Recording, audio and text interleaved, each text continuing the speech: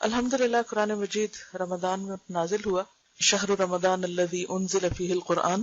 ویسے تو عام دنوں میں بھی قرآن مجید پڑھنا چاہیے کثرت کے ساتھ، اس کے ساتھ ایک مضبوط تعلق ہونا چاہیے، کیونکہ قرآن مجید ہی وہ واحد چیز ہے جس کے ذریعے بندہ اللہ تعالیٰ سے براہ راست جڑ جاتا، یعنی ڈائریکٹ ریلیشن شپ، ڈائریکٹ کانٹیکٹ۔ کیونکہ ایک حدیث کے مطابق قرآن کریم کا ایک سرا بندے کے ہاتھ میں اور دوسرا اللہ کے ہاتھ میں، تو گویا وہ چیز جو براہ راست ڈائریکٹ اللہ کی طرف سے آ رہی ہے، دوسری طرف اگر ہم اس کو تھام لیتے ہیں، پکڑ لیتے ہیں، تو اس کا کیا معنی ہے؟ ہم ایک طرح سے اللہ تعالیٰ سے جڑ جاتے ہیں، اور جب اس کو چھوڑتے ہیں تو گویا ہم اللہ تعالیٰ سے دور ہو جاتے ہیں۔ اور قرآن پاک کے پکڑنے کا مطلب کیا ہے؟ یہ نہیں کہ اگر مصحف کو ہم ہاتھ میں رکھیں تو گویا ہم نے رسی کا ایک سرا ہاتھ میں پکڑ رکھا ہے اور بس ہمارے ساتھ ہے۔ اس کو پکڑنے کا مطلب یہ ہے کہ اس کو پڑھتے رہیں، اس میں غور و فکر کرتے رہیں، اس کو سنتے رہیں، یہ کسی نہ کسی طرح اس کے ساتھ عملی تعلق ہو ہمارا۔ صفحہ نمبر 91، فصل اول، قرآن کریم کی تلاوت کے آداب اور فضیلت۔ قرآن کریم کی سب سے بڑی فضیلت یہ ہے کہ وہ اللہ تعالیٰ کا کلام ہے۔ باقی تمام چیزیں کیا ہیں؟ اللہ تعالیٰ کی تخلیق، کریشن، اور قرآن واحد ہے جو اللہ کا کلام ہے۔ تو کریشن اور سپیچ میں فرق ہے نا۔ اللہ تعالیٰ نے بہت سی آیات میں خود اس کی عظمت بیان فرمائی ہے۔ فرمایا ھذا کتاب انزلناہ مبارک، اور ہم نے اس کتاب کو اتارا، یہ برکت والی ہے، یعنی خیر و بھلائی سے بھرپور ہے۔ اور فرمایا ان ھذا القرآن یہدی للتی ہی اقوم، یہ قرآن وہ راہ دکھاتا ہے جو بہت سیدھی ہے یا سب سے زیادہ سیدھی ہے۔ ہم ہر نماز کی ہر رکعت میں سورۃ فاتحہ میں یہ دعا مانگتے ہیں اہدنا الصراط المستقیم، کہ اللہ ہم کو سیدھا راستہ دکھا۔ تو وہ راستہ کہاں سے نظر آئے گا؟ کون بتائے گا؟ کون دکھائے گا؟ قرآن۔ ان ھذا القرآن، یقیناً یہ قرآن، یہدی، ہدایت دیتا ہے، راستہ دکھاتا ہے، للتی، وہ جو ہی اقوم، سب سے زیادہ درست، سیدھا اور اسٹریٹ ہے، جس میں کوئی کجی نہیں۔ اور اگر کوئی شخص قرآن چھوڑ کر کسی اور ذریعے سے ہدایت پانا چاہے تو وہ نہیں پا سکتا۔ اور فرمایا لا یأتیہ الباطل من بین یدیہ ولا من خلفہ، باطل نہ سامنے سے اس پر آ سکتا ہے نہ پیچھے سے، یعنی اس کتاب میں کسی قسم کی کوئی مداخلت نہیں ہو سکتی، اس کے الفاظ میں، اس کے کلام میں کچھ بھی اور داخل نہیں کیا جا سکتا، نہ نکالا جا سکتا ہے۔ یہ ایک مضبوط کلام ہے، اللہ تعالیٰ نے اس کی حفاظت کا ذمہ لیا ہے۔ بخاری شریف کے افراد میں حضرت عثمان بن عفان رضی اللہ عنہ کی حدیث ہے۔ افراد کا کیا معنی ہے؟ افراد، بخاری شریف کے افراد میں آپ نے لفظ متفق علیہ سنا، کیا مطلب ہے؟ جسے بخاری اور مسلم نے روایت کیا ہے۔ اور افراد کا پھر کیا معنی ہوگا؟ اکیلے بخاری نے جس کا روایت کی۔ نبی صلی اللہ علیہ وسلم نے فرمایا تم میں سے بہترین آدمی وہ ہے جو قرآن سیکھے اور سکھائے، خیرکم من تعلم القرآن وعلمہ۔ اور حضرت انس رضی اللہ عنہ نے کہا رسول اللہ صلی اللہ علیہ وسلم نے فرمایا کچھ بندے اللہ تعالیٰ کا اہل و عیال ہیں۔ کہا گیا اے اللہ کے رسول صلی اللہ علیہ وسلم وہ کون لوگ ہیں، یعنی جن کو اللہ نے اپنا اہل و عیال کہا ہے؟ تو فرمایا قرآن والے ہی اللہ کا اہل و عیال اور اس کے خاص بندے ہیں۔ اسے نسائی نے روایت کیا ہے اور حدیث صحیح ہے۔ اہل و عیال کون ہوتا ہے؟ کس کو کہتے ہیں؟ فیملی کو۔ ویسے تو اللہ کا کوئی بیٹا نہیں، کوئی بیوی نہیں، کوئی رشتہ دار نہیں، لیکن قرآن والوں کو اللہ تعالیٰ نے اپنے فیملی کس اعتبار سے کہا ہے؟ ان کو عزت اور تشریف اور اعلیٰ مقام دینے کے لیے۔ فیملی سے کیوں تشبیہ دی؟ کہ فیملی کیوں کہا؟ اہل و عیال کیوں کہا ہے؟ کلوز، کیونکہ انسان کے سب سے زیادہ قریب اس کے اہل و عیال ہوتے ہیں۔ ہم میں سے ہر شخص چاہتا ہے کہ وہ اللہ کا مقرب بندہ بنے، اللہ کے قریب ہو، اللہ کا قرب اس کو نصیب ہو، اسے اللہ کی محبت نصیب ہو، وہ اللہ تعالیٰ کے خاص خاص خاص بندوں میں شمار ہو۔ ہر ایک کا یہ شوق ہوتا ہے، لیکن وہ کون سا طریقہ ہے، وہ کون سا نسخہ ہے، وہ کیا ذریعہ ہے کہ ہم اس کے خاص بندے، کیونکہ اس حدیث کی وضاحت خود حدیث کے الفاظ میں ہے، اور اس کے خاص بندے، کیونکہ خاص بندے، اسپیشل پیپل، قریب ترین لوگ انسان کے لیے کون ہوتے ہیں؟ اس کے گھر والے۔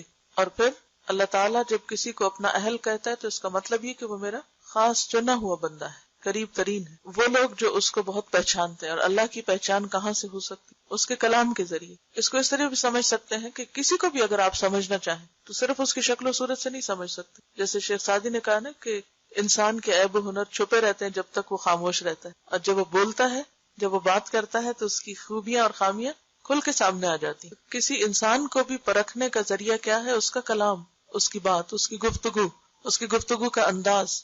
تو اللہ تعالیٰ کی معرفت، اللہ تعالیٰ کی پہچان کس طرح ہو سکتی؟ یعنی ویسے تو کائنات کی مختلف نشانیاں ہیں، بہت سی جو اس کی کریشن اس کو دیکھ کر بھی اللہ کی پہچان ہوتی، لیکن جو پہچان قرآن کے ذریعے سے ہوتی ہے، اس کے کلام کے ذریعے سے ہوتی ہے، وہ کسی بھی دوسرے ذریعے سے نہیں ہو سکتی. نہ آپ کی عقل، نہ آپ کے انٹیلیجنس، آپ کی سمجھ بوجھ، آپ کے دنیاوی علوم، علم، کائنات میں گہرا غور و فکر، یہ سب چیزیں اپنی جگہ ہیں، لیکن سب سے بہترین ذریعہ اللہ کی پہچان کا اللہ کا کلام ہے، اور یہی اس سے قرب کا ذریعہ ہے. ایک اور حدیث میں ہے کہ نبی صلی اللہ علیہ وسلم نے فرمایا اللہ اس دل کو عذاب نہ کرے گا جس نے قرآن کو یاد رکھا، لیکن حدیث ضعیف ہے. اگرچہ ہم دیکھیں کہ معنی کے اعتبار سے بات میں ایک سینس ضرور ہے، یعنی اسے ہم نبی صلی اللہ علیہ وسلم سے منسوب نہیں کر سکتے، لیکن اگر اسے ویسے ایک بات کے طور پر لیں کہ وہ دل جس میں قرآن محفوظ ہو، کیونکہ قرآن کہاں اتارا گیا؟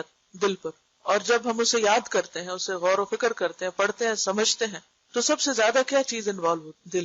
تو وہ دل اللہ کے قریب ہوتا ہے، اللہ تعالیٰ کی رحمت تلے ہوتا ہے، جس دل میں قرآن کی محبت ہوتی ہے، اور جس دل میں قرآن محفوظ ہوتا ہے، اور جس پر قرآن ایک طرح سے نازل ہوتا ہے. یعنی نازل ہونے کا مطلب وہی کا نازل ہونا نہیں ہے، نازل ہونے کا مطلب اس کے معانی کا انکشاف ہے، اور اس کے اندر غور و فکر کی صلاحیت ہے. تو وہ جگہ جو ہر وقت قرآن میں مشغول ہو، آپ دیکھیے کہ جس جگہ قرآن مجید پڑھا جا رہا ہو تو کیا ہوتا ہے؟ اس جگہ پر رحمت اور سکینت نازل ہوتی ہے. حدیث میں آتا ہے نا، مجتمع قوم فی بیت من بیوت اللہ یتلون کتاب اللہ ویتدارسونہ بینہم الا ونزلت علیہم السکینہ وغشیتہم الرحمہ وحفتہم الملائکہ، کہ جب بھی کچھ لوگ اللہ کے گھروں میں سے کسی گھر میں اکٹھے ہو کر کیا کرتے ہیں؟ جمع ہو کر یتلون کتاب اللہ کی کتاب پڑھتے، ویتدارسونہ بینہم، اور آپس میں اس کو سیکھتے سکھاتے ہیں، الا ونزلت علیہم السکینہ، مگر ان پر سکینت اترنے لگتی، غشیتہم الرحمہ، رحمت ان کو ڈھانپ لیتی، حفتہم الملائکہ، ملائکہ ان کو اپنے گھیرے میں لے لیتے ہیں. اگر اس جگہ کے ساتھ یہ معاملہ ہوتا ہے جہاں قرآن پڑھا جاتا ہے، تو وہ دل جو قرآن کی محبت سے سرشار ہو اور اس میں غور و فکر میں مشغول ہو، تو یقیناً وہ بھی اللہ کی رحمت کا مستحق ہوگا. اس کے برعکس وہ دل جس میں حسد اور بغض اور نفرت اور کینہ اور بہت سی اور منفی چیزیں بھری بھی ہوں، تو اس کے بارے میں کیا آتا ہے؟ اور بخل خاص طور پر قرآن مجید میں آتا ہے نا، آگ جو ہے وہ ان کے دلوں تک پہنچ جائے گی. تطلع علی الافئدہ، ویل لکل ہمزہ میں آتا ہے نا، ویل لکل ہمزۃ لمزہ الذی جمع مالا وعددہ، وہ جس نے مال جمع کیا اور گن گن کے رکھا، یحسب ان مالہ اخلدہ، وہ سمجھتا ہے کہ اس کا مال ہمیشہ اس کے پاس رہے گا. کلا، ہرگز نہیں، لینبذن فی الحطمہ، وہ ضرور بضرور توڑ پھوڑ دینے والی میں پھینکا جائے گا. حطمہ جہنم کا ایک نام ہے. وما ادراک ما الحطمہ، اور تمہیں کیا معلوم کہ حطمہ کیا ہے؟ نار اللہ، اللہ کی آگ، الموقدہ، جو بھڑکائی جا چکی، التی تطلع علی الافئدہ، وہ جو دلوں کو جا پکڑے گی. ویسے تو آگ سارے جسم کو پکڑے گی، لیکن خصوصی طور پر دل کو کیوں جا کے پکڑے گی؟ کیونکہ دل ہی مرکز تھا دنیا کی محبت کا. دل میں ہی یہ بخل اور مال کی محبت اور سارا وقت بس وہی کیلکولیشنز کرتے رہنا اور ان کیلکولیشن سے باہر ہی نہ نکلنا، اور باقی ہر چیز کو بھلا کر صرف اور صرف اسی چیز میں مشغول ہونا، اور اللہ کی یاد اور اللہ کی محبت اور اللہ کی بھیجی ہوئی ہدایت اس سے بالکل غافل ہو کے جینا، یہ اس بات کی علامت ہے کہ وہ سزا بھی خاص طور پر وہاں تک پہنچے گی. اور پھر یہ کہ کوئی بھی چیز جو دل تک پہنچ جاتی ہے وہ کہاں تک جاتی؟ مثلا آپ دیکھیں آپ کے بلڈ میں کلاٹس ہوتے، لیکن جب وہ کلاٹ دل تک پہنچ جائے پھر کیا ہوتا ہے؟ ہارٹ اٹیک ہو جاتا ہے. دل تک کوئی بھی چیز جو پہنچتی ہے وہ پوری باڈی میں آٹومیٹکلی پہنچ جاتی. تو آگ کو بھی دل تک پہنچایا گیا تاکہ وہ پورے جسم کو اپنی لپیٹ میں لے لے. اسی طرح بنی اسرائیل کے بارے میں آتا ہے، وہ اشربوا فی قلوبہم العجلہ، ان کے دل جو تھے وہ بچڑے کی محبت پلائے گئے. تو محبت کا مرکز بھی وہی ہے، جو چیز دل میں سما جائے پھر اس کا اثر پورے جسم پر آ جاتا ہے، پورا جسم اس سے سرشار ہو. تو آپ نے دیکھا ہوگا کہ جب قرآن آپ کو سمجھ آنے لگتا ہے، یہ قرآن کی تاثیر ہوتی ہے آپ کے اوپر، تو وہ دل تک پہنچ کر پورے جسم کے ایک ایک بال اور کھال جو ہے وہ اس سے متاثر ہو جائے. تقشعر منہ جلود الذین آمنوا، پھر ان کی جلد جو ہے ان کے رونگٹے کھڑے ہو جاتے ہیں جب ان پر قرآن کی آیات پڑھی جاتی، تو وہ دل کو ہٹ کرتی ہیں اور پھر وہاں سے پورے جسم پر اس کا اثر جاتا ہے. اور ابن عمر رضی اللہ عنہما نے کہا کہ نبی صلی اللہ علیہ وسلم نے فرمایا، قرآن والے سے کہا جائے گا پڑھتا جا اور چڑھتا جا، یعنی اوپر اوپر جاتے جاؤ، اور ترتیل سے پڑھ، ترتیل سے، جیسے کہ سورۃ مزمل میں آتا ہے وَرَتِّلِ الْقُرْآنَ ترتیلا، اور قرآن کو آہستہ آہستہ ٹھہر کر پڑھو، یعنی اس کا حق ادا کرتے ہوئے. ایسا نہ پڑھو کہ آدھے حرف پڑھے جائیں اور آدھے نہیں، یعنی یتلونہ حق تلاوتہ، تلاوت کا حق ادا کرتے ہوئے پڑھنا چاہیے، جیسا کہ تو دنیا میں پڑھا کرتا تھا. اور اگر کوئی دنیا میں ترتیل سے نہیں پڑھتا اور درست نہیں پڑھتا تو پھر کیا ہے؟ وہ قیامت کے دن اچانک ہی کہیں سے ترتیل شروع کر دے گا؟ نہیں. جو کچھ آپ یہاں کرتے ہیں، جس چیز پر آپ کا خاتمہ ہوگا، آپ کی کل یعنی آخرت کا آغاز وہیں سے ہوگا، ویسے ہی آپ اٹھیں گے، وہی کچھ کریں گے جو یہاں کر رہے ہیں. کیونکہ آخرت دراصل کیا ہے؟ تصویر کا دوسرا رخ. مثلاً پیپر پہ آپ کچھ لکھتے ہیں، جیسے یہ لکھا ہوا ہے، تو دوسری طرف کیا نظر آئے گا؟ وہی جو اس طرف لکھا ہوا. تو آج آپ دنیا کی اپنی زندگی کی کتاب میں اس طرف لکھ رہے ہیں، کل آپ کو بعین ہی وہی چیز نظر آئے گی، وہ تبدیل نہیں ہوگی کہ وہاں جا کے وہ کچھ اور بن جائے. تو جیسی کتاب ہم اپنی وہاں دیکھنا چاہتے ہیں ویسی ہی یہاں لکھنی ہوگی، ویسی ہی بنانی ہوگی. تو اسے کہا جائے گا کہ پڑھتا جا اور چڑھتا جا اور ترتیل سے پڑھ، جیسا کہ تو دنیا میں پڑھا کرتا تھا. یعنی صرف اتنا نہیں کہا کہ تو ترتیل سے پڑھ، بلکہ ساتھ ہی کہا جیسا تو وہاں پڑھتا تھا. یہ ایسے ہی ہے جیسے ہم بعض اوقات کسی سے کہتے ہیں نا، اچھا تم قرآن سناؤ، اچھا وہ جو سورت فلاں جگہ سنائی تھی نا، جیسے سنائی تھی ویسے ہی اب سناؤ. کیوں کہتے ہیں؟ کیونکہ وہ پسندیدہ حالت ہوتی ہے. تو اسی طرح اللہ تعالیٰ کسی آواز پر اتنا کان نہیں دھرتا جتنا نبی کی اس آواز پر جو قرآن کو خوش الحانی کے ساتھ پڑھتا. تو اگرچہ اس حدیث میں نبی کے الفاظ استعمال ہوئے ہیں، لیکن نبی کے بعد بھی جو لوگ خوبصورتی کے ساتھ قرآن پڑھتے ہیں تو اپنی خوبصورت آوازوں اور اپنے خوبصورت انداز کے ذریعے اللہ کی رحمت کو متوجہ کرتے ہیں. تو اسے وہاں بھی کہا جائے گا جیسے خوبصورت تم دنیا میں پڑھتے تھے، جتنا اہتمام تم اس کے ساتھ دنیا میں کرتے تھے، ویسے ہی اب پڑھو، ویسا ہی شروع کرو دوبارہ. تیری منزل وہاں ہے جہاں تجھے تیری آخری آیت کی قرات پہنچا دے. یعنی تمہارا مقام اتنا ہی بلند ہوگا. آپ نے کبھی دیکھا ہوگا مختلف چیزوں کا جب گراف بنتا ہے تو اس میں بعض اوقات کمپیریزن ہوتا ہے، مثلا ایئرلی مختلف چیزوں کی پروڈکشن یا مختلف چیزوں کی پروگرس کا جب گراف بناتے ہیں تو اسے 2005 میں گراف اتنا ہے، پھر 6 میں اتنا تھا، 7 میں اتنا تھا.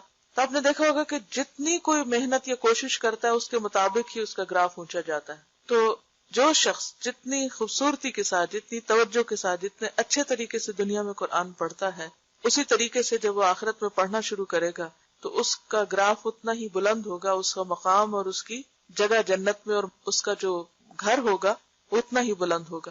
پہلے بھی شاید آپ سے بات ہوئی تھی کہ جنت کے جو درجے ہیں وہ اتنے ہیں جیسے ایک آسمان سے دوسرے کا فاصلہ، یا ایک اور جگہ پر آتا ہے 500 سال کے برابر، یا ایک اور جگہ پر آتا ہے کہ جیسے تم میں سے کوئی آسمان میں ستارے کو دیکھے. اب جب ہم ستاروں کو دیکھتے ہیں تو جیسے فارم ہاؤسز ہوتے ہیں دور دور سکیٹرڈ گرین لینڈ میں، گھر چھوٹے چھوٹے ہوتے ہیں، تو ہم دور سے بازو کا دیکھ کے پہچان وہ فلاں کا گھر ہے، وہ فلاں کا گھر ہے. تو بالکل اسی طرح جو اعلیٰ درجے کے لوگ ہوں گے ان کے گھر بھی سٹارز کی طرح پورے اس میں بکھرے ہوئے ہوں گے، وہ فلاں کا گھر ہے، وہ فلاں کا گھر ہے. اور کس کا کتنا بلند ہے اسی اعتبار سے ہوگا جتنا اس کا قرآن کے ساتھ تعلق ہے. اگرچہ یہ نہیں کہ صرف قرآن ہی ذریعہ ہے بلند مقام حاصل کرنے کا، لیکن قرآن ایک بہترین اور سب سے اچھا ذریعہ ہے. اگرچہ صدقہ خیرات اور نمازوں میں بہت اہتمام کرنا اور دیگر عبادات میں بہترین اہتمام بھی انسان کے درجوں کی بلندی کا باعث بنے گا، لیکن خصوصی طور پر جو نص سے ہمیں دلیل ملتی ہے وہ قرآن کی قرات ہے. لیکن ہم میں سے کتنے لوگ ہیں کہ جو اپنی قرات کو درست کرنے کے لیے سچے دل سے محنت کرتے ہیں، کہتے اچھا کر لیں گے، پڑھ لیں گے، لیکن یاد رکھیے کہ یہ چیز کبھی بھی آرزو اور تمناؤں سے نہیں آتی. اس کے لیے سخت محنت کی ضرورت ہوتی، شدید کوشش کی ضرورت ہوتی. یہ نہیں ہو سکتا کہ ایک دفعہ آپ بیٹھ کے کسی سے ایک دفعہ پڑھ لیں یا کوئی اچھی قرات سن لیں اور آٹومیٹکلی آپ کی قرات خود اچھی ہو جائے گی. اس کے لیے آپ کو توجہ دینی پڑے گی. دنیا میں بھی اگر آپ کوئی باغ لگاتے ہیں تو توجہ نہ دے تو وہ سوکھ جاتا ہے. اسی طرح قرآن کی ہر آیت ایک درخت کی طرح ہے، تو اگر آپ اس کو توجہ نہیں دیں گے تو درخت سوکھ جائیں گے. تو ہر آیت الگ الگ اپنا حق مانگتی.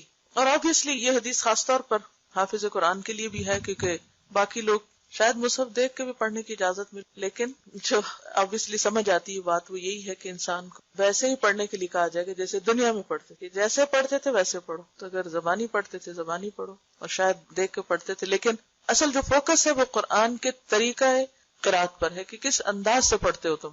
حضرت بریدہ نبی صلی اللہ علیہ وسلم سے روایت کرتے ہیں کہ آپ صلی اللہ علیہ وسلم نے فرمایا، قیامت کے دن قرآن اپنے ساتھی کو ملے گا.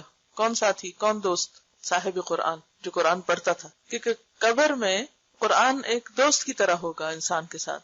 تو قیامت کے دن بھی قرآن اپنے ساتھی کو ملے گا، جبکہ وہ قبر سے کمزور اور زرد رنگ نکلے گا. یعنی قبر سے جب اٹھایا جائے گا تو وہ کمزور، ویک، زرد رنگ کا ہوگا. وہ کیوں؟ انسان قبر سے نکل کے ایسا کیوں ہوگا؟ اور یہ بھی حسن حدیث ہے، مسند احمد کی روایت ہے. یہ بیسیکلی قیامت کے دن قبروں سے جب لوگ نکلیں گے تو صاحب قرآن جب اٹھے گا تو کمزور ہوگا، زرد رنگ کا ہوگا. کیوں؟ قبر میں رہنے کی وجہ سے یا کسی اور وجہ سے؟ خوف سے اور دنیا میں قرآن پڑھنے کی وجہ سے قرآن کے ساتھ گہرا تعلق رکھنے کی وجہ سے جو اس کی حالت ہو گئی تھی اس کے ساتھ ہی وہ فوت ہوا، اسی حال پہ دفن ہوا، اسی طرح اٹھے گا۔ قرآن پاک میں منافقین کی صفت کیا آتی؟ اذا رأیتہم تعجبک اجسامہم، جب تم انہیں دیکھو تو ان کے جسم تمہیں بہت متاثر کریں، کیونکہ ان کی ساری توجہ کس پر؟ جسموں کی طرف۔ اور بات یہ ہے کہ اگر آپ کسی فٹنس پروگرام میں شریک ہو جائیں تو پھر آپ کسی اور چیز کی طرف توجہ نہیں کر سکتے، اور اگر آپ قرآن پروگرام میں شریک ہو جائیں تو پھر جسم متاثر ہوتے ہیں۔ اور کثرت قرات جو ہے یا قرآن کے ساتھ جو مشغولیت ہے وہ بہرحال انسان کو، کیونکہ قرآن وہ کلام ہے جو پہاڑ پہ اتارا جاتا تو کیا ہوتا؟ لو انزلنا هذا القرآن على جبل لرأيته خاشعا متصدعا من خشية الله، اگر ہم یہ قرآن پہاڑ پر اتارتے تو تم دیکھتے کہ پہاڑ اللہ کی خشیت سے دب جاتا، ٹکڑے ٹکڑے ہو جاتا، خاشع خشوع سے جھک جاتا، دب جاتا، یعنی بیٹھ جاتا۔ اس کی وہ جو اونچائی ہے نا، وہ جو چوٹی اٹھی ہوئی ہے، وہ اٹھی ہوئی چوٹی نہ رہتی بلکہ کیا ہوتی؟ دب جاتی، یعنی اتنی اس کے اندر تواضع آ جاتی۔ پہاڑ اصل میں ایک گرینڈر اور ایک تکبر کی علامت ہے، کہ جب قرآن پاک میں تکبر والی چال کا ذکر آتا ہے تو وہاں پر آتا ہے انک لن تخرق الارض ولن تبلغ الجبال طولا، تم پہاڑوں کی بلندی کو نہیں پہنچ سکتے۔ تو وہ پہاڑوں کی جو اونچائی اور بلندی ہے ایک سمبل بھی ہے اونچا ہونے کا۔ تو پہاڑ بھی قرآن کی وجہ سے کیا ہو جاتے؟ ان کا تکبر اور ان کی اونچائی اور بڑائی ختم ہو جاتی، بیٹھ جاتے، اور صرف بیٹھتے ہی نہ، متصدعن، ٹکڑے ٹکڑے ہوتے۔ اگر آپ نے کبھی کوئی سین دیکھا ہو ڈائنامائٹ سے پہاڑ کو توڑنے کا تو آپ دیکھیں چھوٹی چھوٹی اس کی جو کرچیاں ہوتی ہیں نا وہ یوں اڑ رہی ہوتی دھول بن کے، اور کیا انسان متاثر نہ ہوگا؟ آپ نے دیکھا ہوگا کہ جب بچے حفظ کر رہے ہوتے ہیں یا جو لوگ واقعی قرآن کے ساتھ تعلق رکھے ہوئے ہوتے ہیں اور حقیقی معنوں میں، کیونکہ انما یخشی اللہ من عبادہ العلماء، اگر قرآن دل میں جاتا ہے نا، اندر اترتا ہے تو ضرور متاثر کرتا ہے، لازمی طور پر انسان کے اندر عاجزی آتی، اور اگر وہ دل میں نہ جائے، اوپر اوپر رہے، تو پھر وہ انسان کی شان تو بلند رہے گی مگر اس کے اندر یہ خصوصیت نہیں آ سکتی۔ تو یہ کوئی معمولی کتاب نہیں ہے، کوئی معمولی کلام نہیں ہے، اس کو اٹھانا اور اس کو محفوظ کرنا اور اس کا حق ادا کرنا انسان کی انرجی لیتا ہے۔ تو قیامت کے دن جب قبر سے اٹھے گا انسان زرد رنگ کا ملگجے حال والا، تو پھر کیا ہوگا؟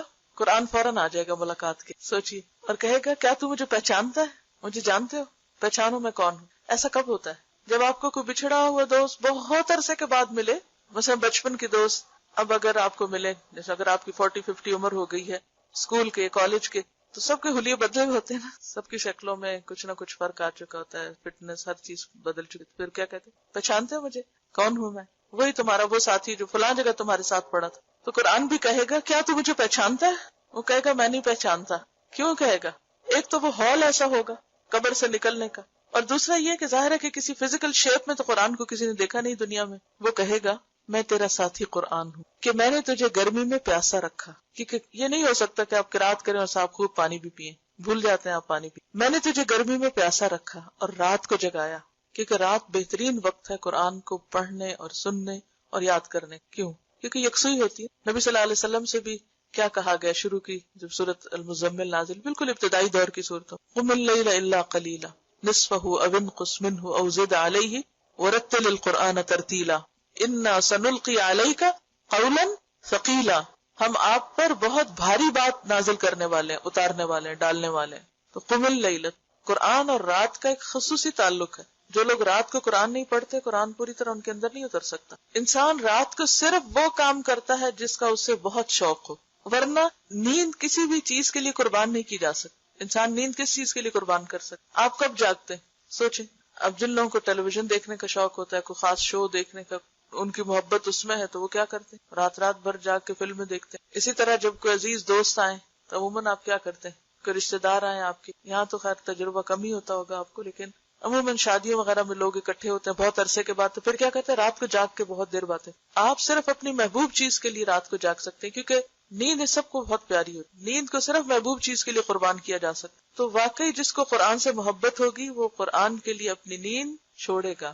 تو قرآن کہے گا میں تیرا دوست ہوں، میں نے تجھے گرمی میں پیاسا رکھا اور رات کو جگایا۔ اور ہر تاجر اپنی تجارت کے پیچھے ہے، ہر تاجر اپنی تجارت کے پیچھے ہے، اور میں آج تیرے لیے ہر تجارت سے اچھا ہوں۔ یعنی لوگ دنیا کے کاروبار میں لگے رہے، دنیا کا مال کمانے میں، دنیا کے پیچھے بھاگتے رہے، جابز کے پیچھے اور چیزوں کے پیچھے۔ چلے مردوں کی تو پھر ایک ضرورت ہوتی ہے، لیکن آج کے دور میں تو عورتوں کے لیے بھی جاب کرنا فرض سمجھ لیا گیا کہ وہ ضرور پیسے کمائیں، اور اگر وہ نہیں کرتی شاید وہ کوئی جرم کر رہی. حالانکہ اسلام نے عورت پر رتی برابر بھی یہ ذمہ داری نہیں ڈالی کہ وہ کما کر کچھ لائے. اگر وہ کرتی ہے تو ٹھیک ہے، اسے ایک حد تک اجازت ہے اپنی پابندیوں میں رہ کر کام کرنے کی، یا اگر کوئی مجبوری ہے تو ٹھیک ہے وہ کر سکتی ہے، لیکن ذمہ داری نہیں، فریضہ نہیں ہے اس کے اوپر. تو اس اعتبار سے ایک خاتون ہونا میں سمجھتی بہت بڑا پریویلیج ہے کہ ہم اگر نہیں کوئی کام کرتے تو نہ کرے تو ہم اللہ کے یہاں گناہگار نہیں. ہاں مرد اگر وہ اپنی بیوی بچوں کو بھوکا رکھتے نہیں کھلاتے تو ان کی پوچھ ہے، پکڑ. تو بہرحال یہاں یہ کہا جا رہا ہے کہ ہر تاجر اپنی تجارت کے پیچھے ہے. کیا مطلب؟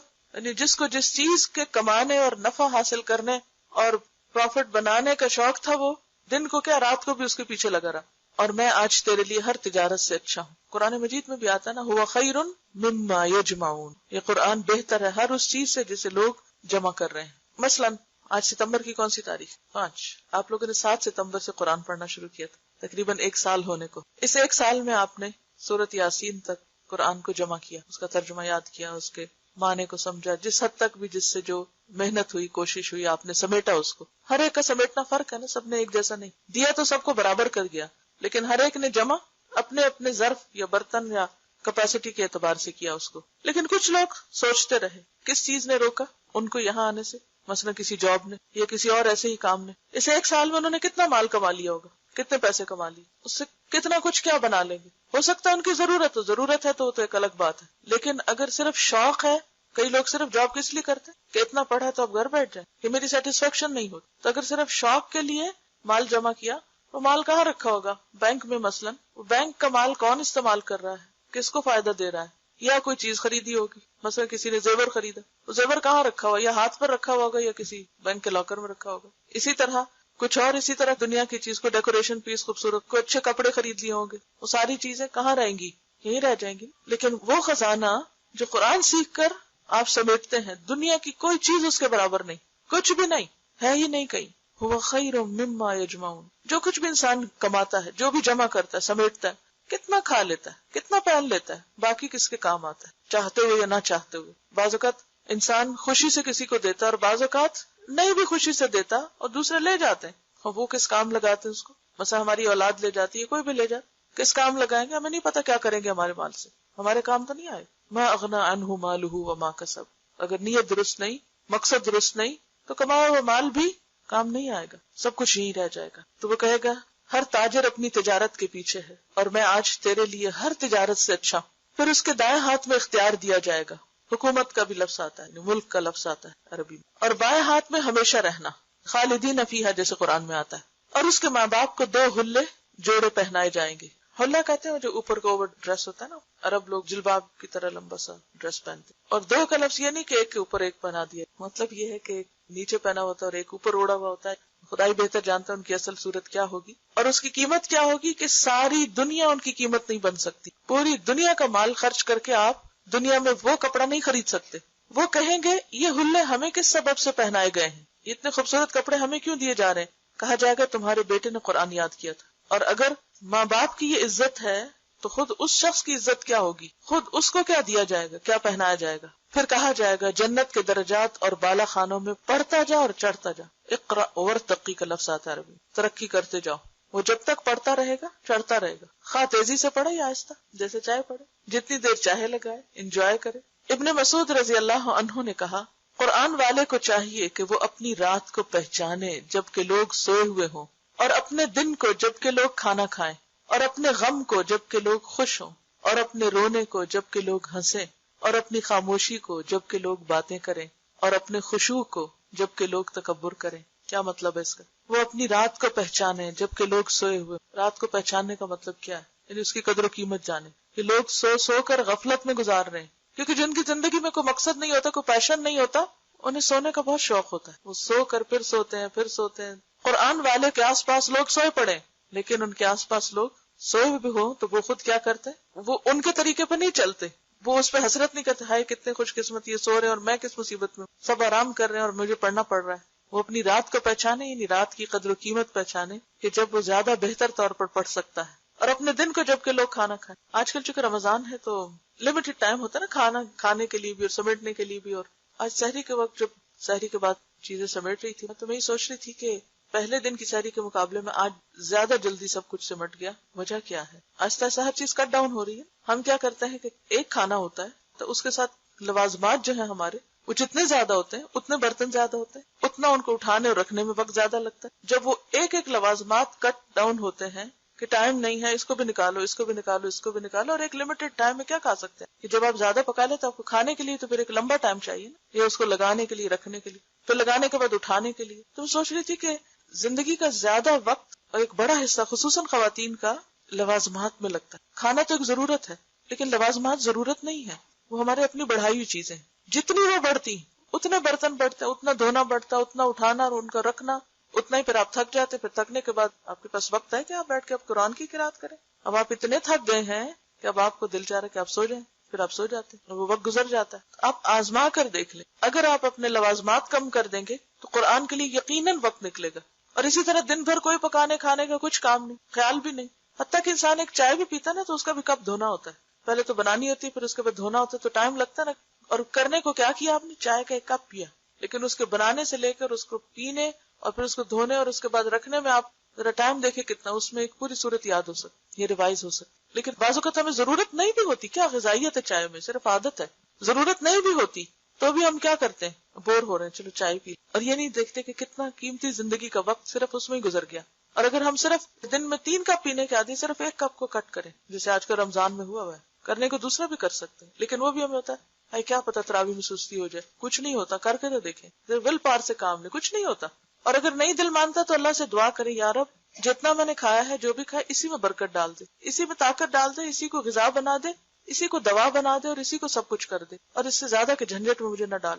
تو آپ دیکھیں گے کہ اسی کے اندر اللہ آپ کو قناعت دے دے گا اور اس وقت کو آپ قرآن کے لیے استعمال کر سکتے. تو بات یہ ہے کہ قرآن کو پڑھنے کے لیے، یاد کرنے کے لیے آپ کو لازماً وقت چاہیے، اور وقت کہیں اور سے نہیں، ایک اور دن ملے گا آپ کو، یہی دن ہے، اسی میں سے آپ کو نکالنا ہے، اسی میں سے آپ کو اپنے لیے وقت بچانا ہے. آپ دیکھیں کہ ایک عورت کی زندگی خصوصاً ایسی ہوتی ہے کہ سب اس سے صرف ڈیمانڈ کر رہے ہوتے ہیں. شوہر بھی ڈیمانڈ کرتا ہے، بچے بھی ڈیمانڈ کرتے ہیں، رشتے دار بھی ڈیمانڈ کرتے ہیں، مہمان بھی ڈیمانڈ کرتے ہیں، سب اسی سے ڈیمانڈ کرتے، ہر ایک کو اسی سے اپنی ضرورت پوری کرنی. پھر آپ اپنے لیے نہیں جی سکتے، آپ کے اپنے لیے کچھ بھی وقت نہیں بچتا.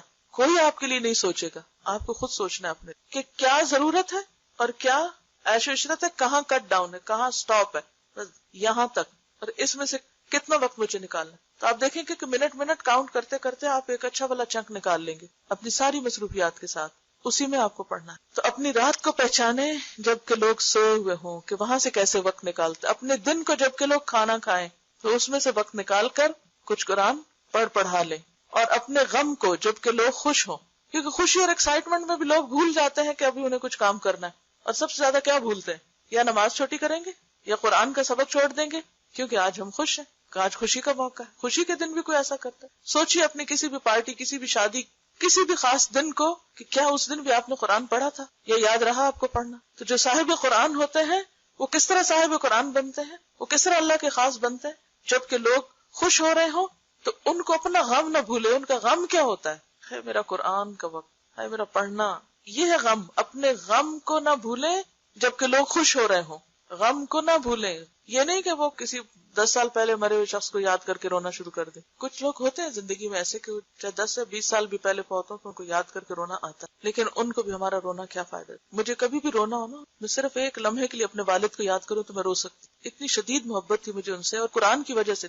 ہر بیٹی کو باپ سے محبت ہوتی ہے، لیکن چونکہ انہوں نے مجھے قرآن دیا، قرآن سے مجھے محبت، اور اس محبت کی وجہ سے ان سے محبت ہے. تو کسی بھی لمحے میں رو سکتی ہوں، مجھے رونا مشکل نہیں اگر میں ان کو یاد کروں. لیکن میرا رونا ان کو کیا فائدہ دے اور مجھے کیا فائدہ دے؟ تو میں فوراً اس وقت کو پھر واپس قرآن کی طرف لاتی، کیوں نہ میں کچھ اس میں سے پڑھا لوں تاکہ ان کے لیے صدقہ جاریہ بنوں. تو جب لوگ اپنی دنیا میں مست ہوں، باتوں میں، فضول گفتگو میں، تو صاحب قرآن اس میں شریک نہ ہو. وہ اپنے وقت کو پہچانے اور اپنے قرآن کی طرف مائل ہو جائے. اور اپنے رونے کو جب کہ لوگ ہنسیں، کہ لوگ غفلت سے ہنس رہے ہیں تو اس کو کیوں رونا آئے، یہ کیوں بھول گئے.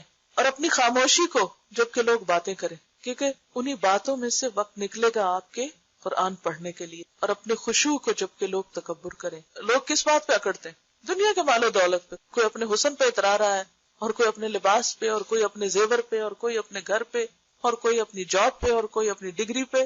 جب لوگ ان چیزوں پہ اترائے، کبھی بھی احساس کمتری کا شکار نہ ہو. اس وقت اپنا جائزہ لیں کہ میرے اندر کتنی عاجزی، اور یہ عاجزی کون لاتا ہے؟ قرآن.